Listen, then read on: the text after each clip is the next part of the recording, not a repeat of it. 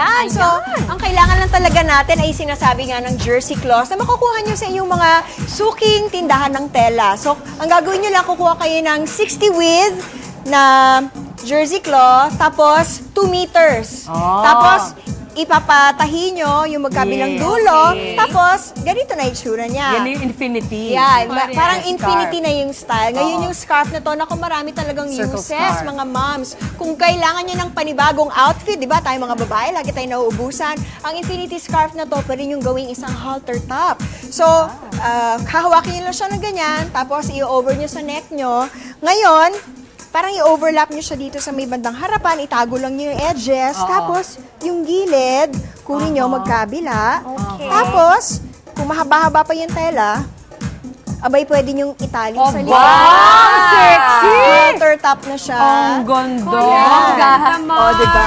Okay yan, okay Tapos yan. pwede nyong ipin sa likod or itali. Oo, nako, yan na.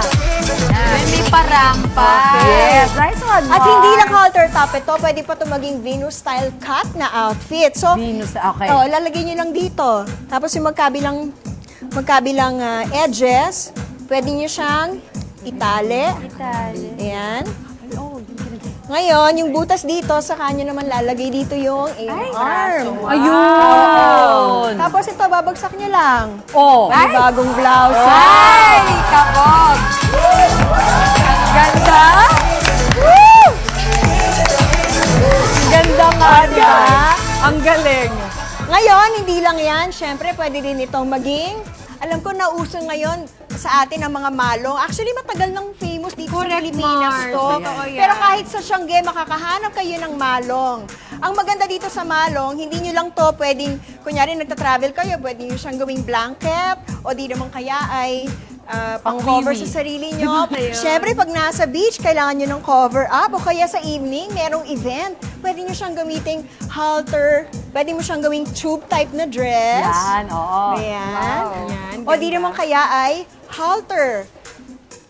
Iga-gather nyo lang yung extra cloth. Tapos, paiikot-ikutin nyo. Tapos, yung extra cloth, isusukwit nyo over your head. And then you will pin it here in the middle. Oh. Meron na kayo? Ay, ang ganda. Nice, Mars! Kabog.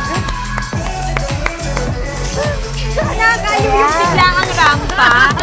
Pero yun na agad-agad, diba? At hindi lang yan, pag kayo na may nilamig. Alam nyo bang pwede nyo rin gamitin itong parang jacket or bolero. So yung ilalim, lalagay nyo lang dito sa ibabaw ng neck.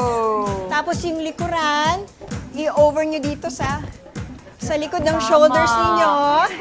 Meron na kayong bolero. Tapos alam nyo ba, pwede pa siyang gawing, meron siyang bolero na may Bulsa. bulsa. Wow.